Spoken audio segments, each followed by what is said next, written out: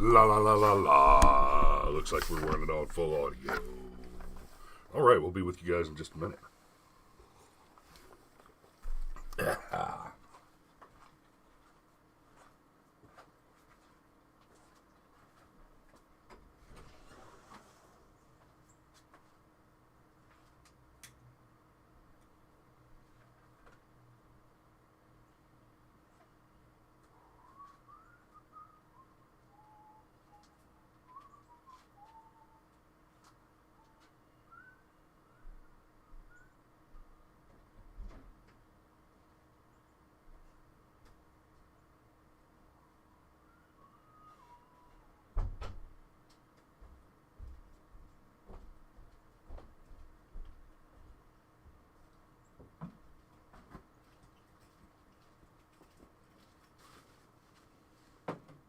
We're already streaming. Audio is working.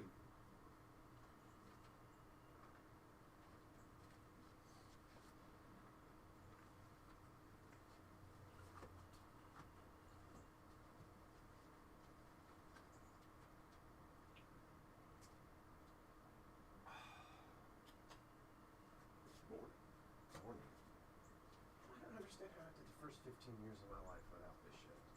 What, coffee? Yeah. Oh, I didn't.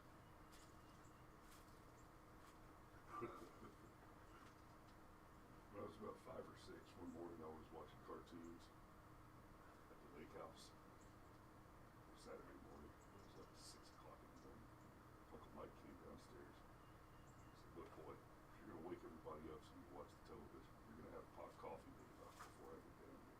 So he taught me how to make coffee. That's when I started drinking coffee. It's just, at this point, like, the warmth of it, smelling it, feeling it go down, feeling it bloom in my stomach as it hits, and understanding that I'm literally minutes away from, like, the caffeine entering the bloodstream. I'm just tired. I'm tired. And as Robert Williams said, and more important, you kickstart the brain, kickstart the body, and more importantly, kickstart the colon. Coffee will do that. And I can tell you from personal experience, the only thing better than a cup of hot coffee in the morning is a cup of hot coffee with gunfire.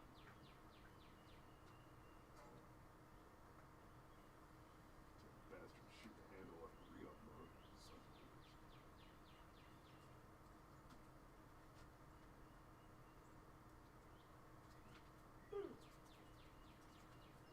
Let's do a show. Yes, indeed. Light.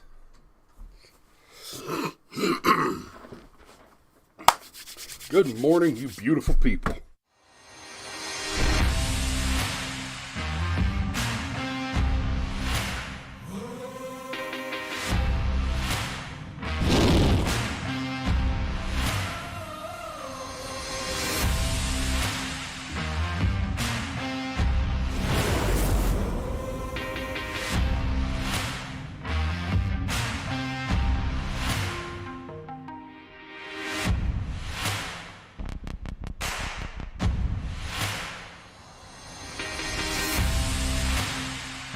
And good morning.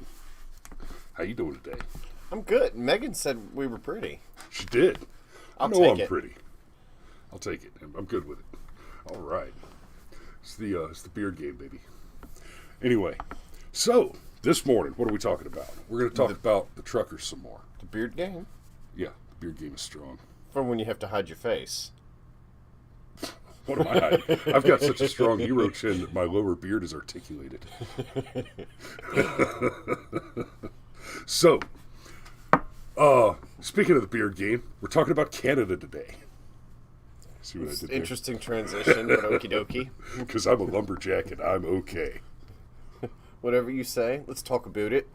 All right, we'll talk about it. So what we're talking about is freedom. So the Freedom Convoy, the Truckers Convoy, the Great Honkening, as declared by Tim Pool, there have been some developments. We've talked about a few of them, but over the past several days, there have been some significant developments. And the big takeaway, the first big takeaway here is don't ever send any money to GoFundMe. Ever. Yeah, they suck a lot. They're GoFundMe. I'm amazed that anybody tried to use GoFundMe. A little perplexed even that they tried to use GoFundMe to fund the Truckers Convoy. So here's the Truckers Convoy. You've got thousands and thousands and thousands, tens of thousands of trucks involved in this convoy protest, right?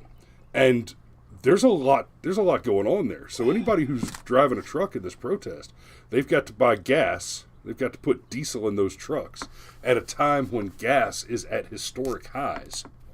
Thanks, right? Thanks, Biden. Guys, it's amazing. In just over a year, Joe Biden has managed to take the greatest economy in U.S. history and return it to almost Obama-era economics. Well, man, it's always easier to destroy than it is to create. It is. I mean, look, it takes weeks to build, say, a Maserati. It takes about 30 seconds to run it into the ditch and do $50,000 worth of damage to it. Right. Takes decades and nigh on centuries to build a strong and prosperous country, and only about 8 years to quadruple its debt. Yes, yeah. From 1776 to 2012, we racked up the first $15 trillion in debt. And there's Steve. Yep. Jumping the pony.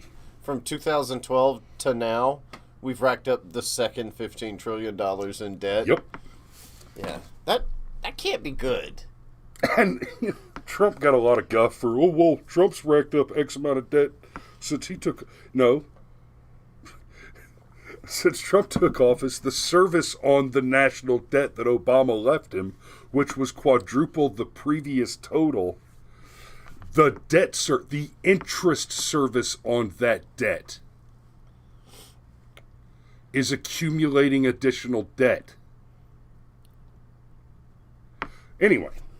Well, and then the COVID year where everything shut down. The COVID year was stupid. And Trump wasn't perfect there. He wasn't as bad as the left wants you to think, but he wasn't perfect there. Yeah, and it just had the economy allowed to be continued to grow. Mm-hmm.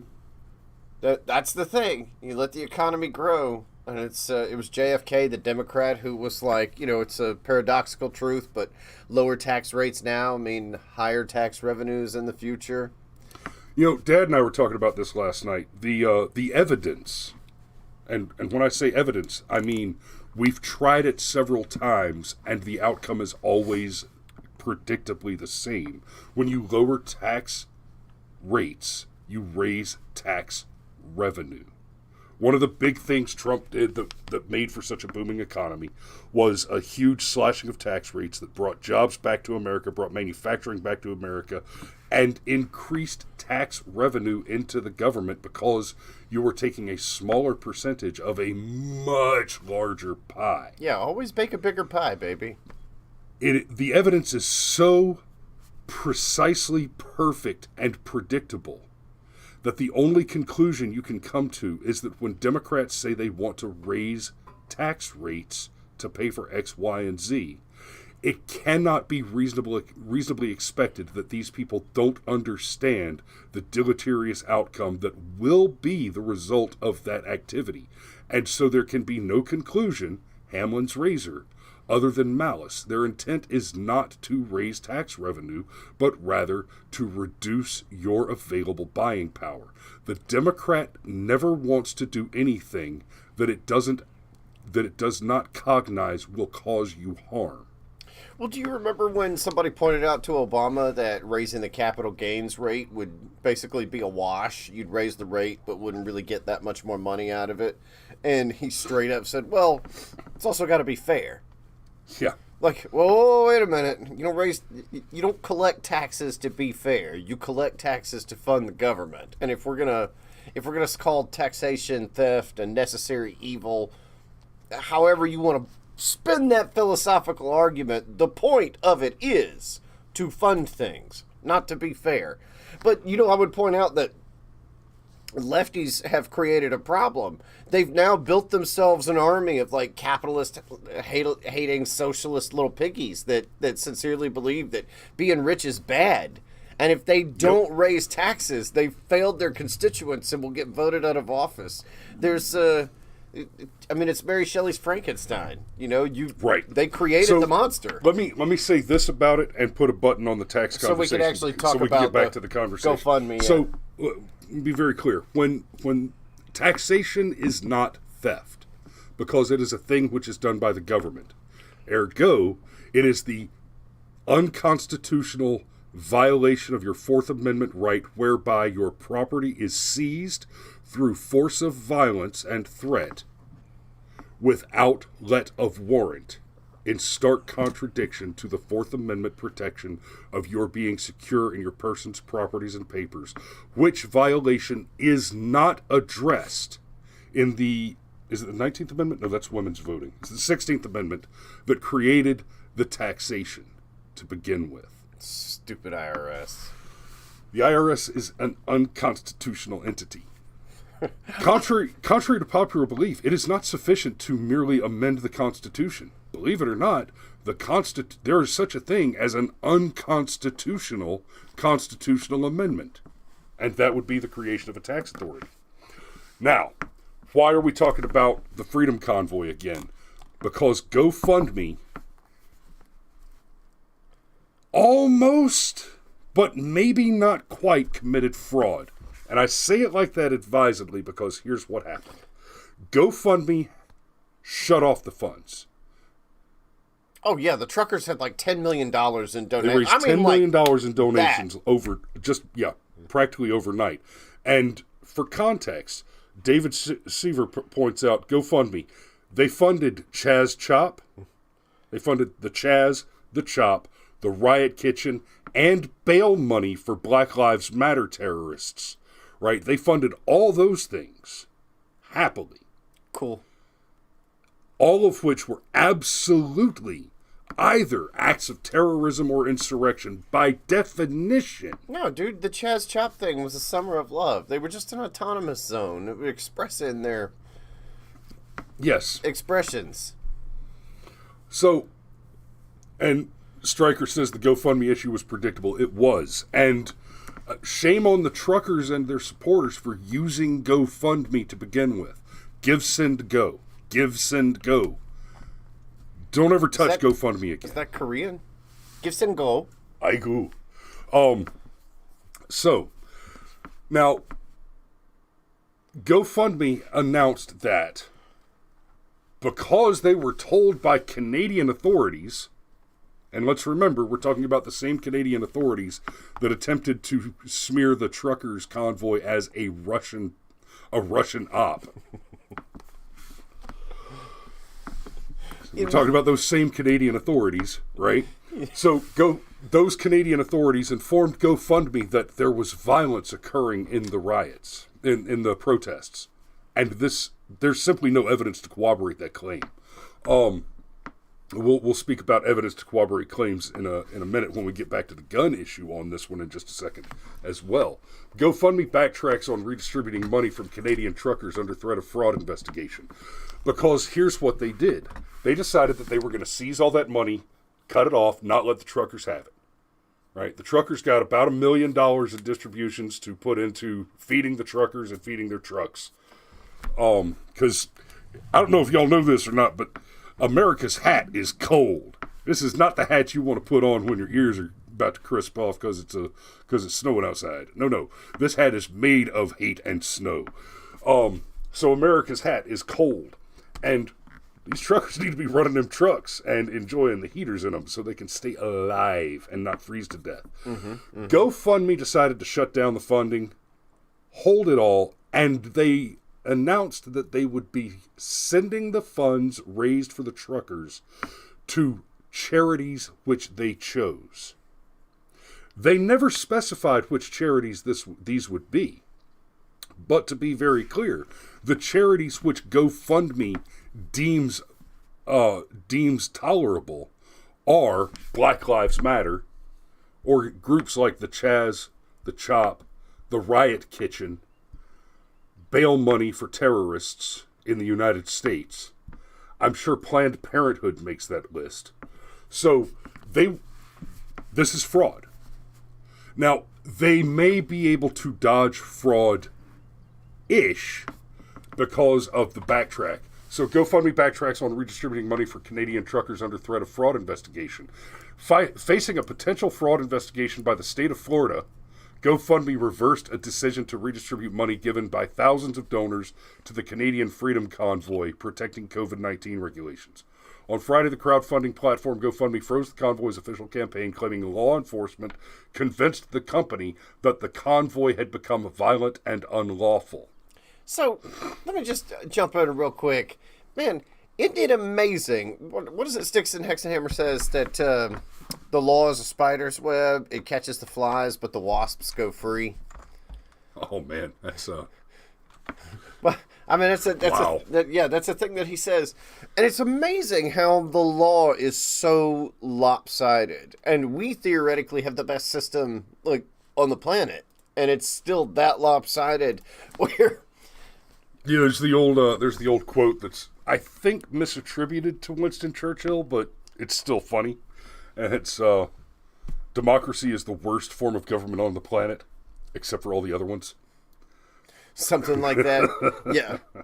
But no, so, like, just take Hillary Clinton for an example. We've talked before about how if you or I deleted 30,000 classified emails off of a private... So just let me finish.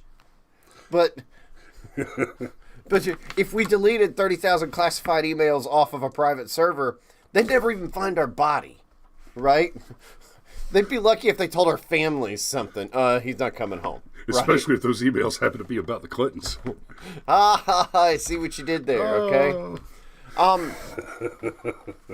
And yet they bend over backwards to guarantee that Hillary Clinton doesn't go to jail. Okay, and you could say, well, she was going to run for president, and so we as a country had a vested interest in not becoming a banana republic by going after political adversaries. Fair enough, but okay, this thing with GoFundMe, all it took is like a phone call to be like, oh, we totally swear that there's violence at them there protests, and that was it.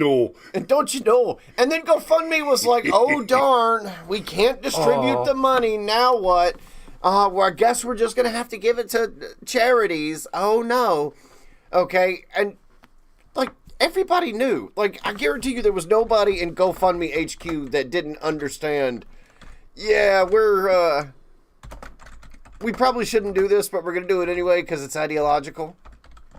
And then again, at the same time, GoFundMe is a multi-million-dollar corporation. I guarantee you, they got lawyers on their payroll just looking for billable hours. Oh, yeah. Right? And none of those lawyers were like, hey, guys, if you raise money for cancer research, you have to spend the money on cancer research. It's like all kind of fraud if you don't spend the money you raised on cancer research on actual cancer research. So it's just funny to me that, like, all it takes is, like, the one phone call, right? Or the one complaint. There's totally violence at these there protests, eh? And it's like, well, oh no, we can't distribute the money. Hell. We'll have to find a terrorist organization to send it to. Oh no, we're going to have to. Because we have a history of doing that, don't we? GoFundMe. I've done crowdfunding campaigns before. I used Indiegogo to fund one of our short films. And that worked out wonderfully. It basically paid for pounds and pounds and pounds of grilled meat. And it was awesome. Yes, Stryker. Grammar matters more than BLM.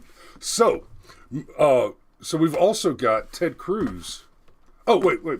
Before I get to that, let me just remind you guys, we covered this the other day while we're talking about GoFundMe funding Black Lives Matter. Understand, Black Lives Matter right now has shut down all of their fundraising activities because several states are conducting investigations into the fraud that is Black Lives Matter, where they were receiving hundreds of thousands of dollars in your tax money from state governors, like the governor of Illinois, funneling your tax money that was taken from you involuntarily at gunpoint for the illicit COVID relief mechanisms, and funneled that money to pay for the year of insurrection and rioting committed on behalf of the DNC by BLM. Wait, you mean a Marxist organization was dishonest about their funds? You don't say. Right, it's just like how the Obama administration handled, I don't know, the Taliban. I seen it. And Steve says a BLM founder just got nailed for amphibious priapism as well. So I haven't heard about that yet, Steve. Send me an article if you happen to have a link. Maybe that'll be what we taco about tomorrow. Frog plants. Yep, gotta love them frog plants. Because it doesn't have... So Ted Cruz... back to Ted Cruz. Hey, but... And this is important because Ted Cruz needs some redemption. He screwed up bad a couple weeks ago. He screwed up again. Terrible optics problem. Did you hear that, like, just before the most recent ice storm was coming into Texas, he actually tweeted about how airline prices were too high? No. That's funny. That's an optics thing. I get where you're going. But most people are not, like, flying. They're driving. You missed. Anyhow. So, and we're going to have to start wrapping up soon. We're right. A little better than halfway through. So, Ted Cruz, today I sent a letter to the Federal Trade Commission asking that the FTC open an investigation into GoFundMe into whether they've committed deceptive trade practices. Because when people gave money, they gave money under the promise it would go to the Freedom Convoy, not to whatever left-wing political ideology GoFundMe and other Silicon Valley companies support. They are deceiving consumers, and it is wrong. Robert Barnes had a pretty solid take on this. Up until... Okay, that GoFundMe has reversed course and said they're just going to issue refunds. Is going to play well in front of a judge, but it doesn't necessarily fix their problem. Doesn't necessarily mean that they didn't commit some level of fraud by holding those funds and announcing that they would be distributing them illicitly. I'm not a lawyer. I have a good understanding of the law, but competent attorneys can argue this, and essentially, I think a court case outcome in this would come down to who made their argument better, because there's some gray area with the law here because of their reversal. Now, had it not been for the reversal, slam dunk. You defrauded people. That's wire fraud. That's theft by conversion. That's straight up fraud. You should be treated like murderers and hanged in the streets. But well, that's the thing about white collar crime. Like, you reach a certain point where you have to have intent. This is not two drunks got into a fight in a bar and got charged with battery or aggravated assault or whatever, okay? This is, all right, we not only did we do the wrong thing, but we're going to deliberately continue to do the wrong thing. Right. And that is why so many courts take such a harsh stance on white-collar crime. Now, there is not a reasonable person out there who can believe that a company like GoFundMe does not employ lawyers who should have, if they weren't consulted, that's one thing. But if the lawyers were asked, can we do this? Then that company has hanged themselves. Because it's straight up theft by conversion. You sent me $25 for a t-shirt that you wanted to order online, and I mailed you an exploding frog. That's what this is. Boy, talk about apples to oranges. It's like apples to Volkswagens. Yeah. and I mean, fair comparison, right? Because Volkswagens are delicious. They're crunchy. They're good for your teeth. It's better than brushing. But okay. Robert Barnes' take on this was there's absolutely room for a class action lawsuit from all the people who funded this, and that's just going to be a matter of somebody filing it. Now, there's another take here. Mm-hmm. If you feel like you've been defrauded, if you are someone who has made a donation and feel like you have been defrauded, you can contact your bank and say, hey, I've been defrauded. This is the nature of the fraud, and I want my fraudulently received funds to be returned. I want my money back. Oh, yeah, most banks will put the money back in like 24 hours, and they'll say, in fact, I had to do that one time because my debit card was used to buy several $100s worth of stuff in a store called Icing. That sounds like a store into which Cameron Anderson has never put a toe. No, never even put a toe. Yep. Because it's geared toward teenage girls, and I, at that point in time in my life, did not have a teenage girl, and the teenage girl I do have would not shop at a store called Icing. Okay. Right. Anyhow, like, I went to the bank. It was like, look, this is just not me. And they were like, okay, it'll take a day or two. The money will be back in your account, and we'll launch a fraud investigation. Yep. And it was like, oh, okay. And guess what happens in those cases? Those fraud investigations cost money. The bank's not paying that money. They may pay it on the front end. But if all of a sudden everybody who made a donation to GoFundMe for the Truckers Convoy was to call their bank and say, I feel like I've been defrauded, because you have,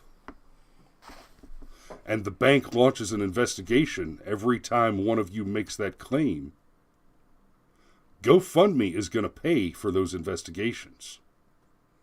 Yeah, one way or another. That's the play here.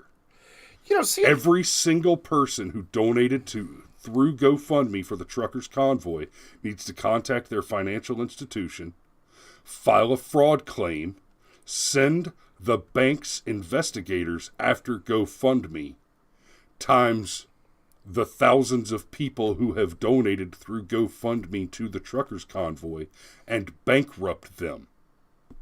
Because the law is not going to do its job. We know this now. We know this now.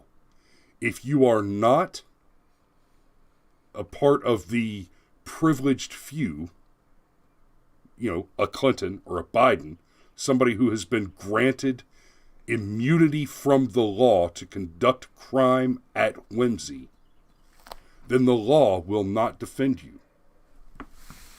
Seeing Alex Bleeping Jones pop up in the chat reminds me that Alex Jones, the actual Alex Jones, is always right. I mean, that does appear to be where this is going. The older I get, the more right Alex Jones is. Anyhow, but no, when he was deplatformed off everything, that was actually the first time I started to take Alex Jones seriously. Because it's like, okay, if he's just some crazy kook who's selling colloidal silver to pay for his mansion, why do you got to shut down all of his accounts? Why do you got to take him off YouTube? What is he saying that's so dangerous if it's turning the frickin' frogs gay?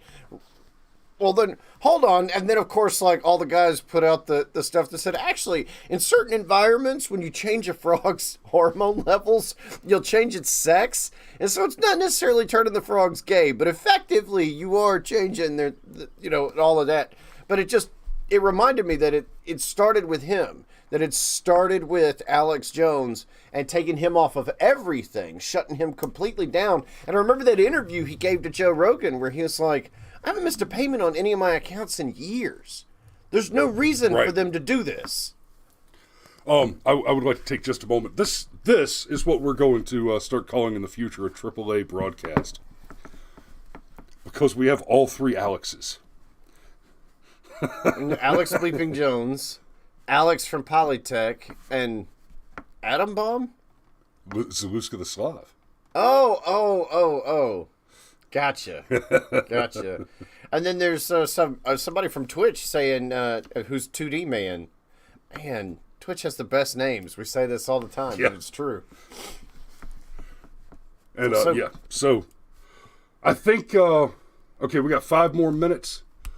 So, also related to this, I want to remind you guys that we're talking about a situation where we've got Canadian authorities involved. Ottawa police threatened to call in military to stop trucker protest. So, what happened there, I shit you not, the police said we will not attempt to remove the truckers from Ottawa because we're afraid they may be armed. And then they called on the military to come in and do it anyway, and the military said, no, well, hold on a minute. Shit needs to be real wrong before you start using the national military to conduct domestic law enforcement. Y'all need to think this through. So the military shut them down. And then once, after the military advisors shut them down, Trudeau, of course, came out and said, no, we don't have any plans to use the military. That's not what you said a week ago, Justin Castro. So the big important takeaway here, though, is the police said we're afraid that they may be armed. Gee, let that roll around in your noggin. So, here's the takeaway. Repeal all federal gun laws? Arm every nation. If you are not America right now, you need to be doing everything that you can to force your government to surrender its tyrannical monopoly on violence and say, listen, you don't get to be in a position to just point a gun at me and make demands and leave me no recourse but to die.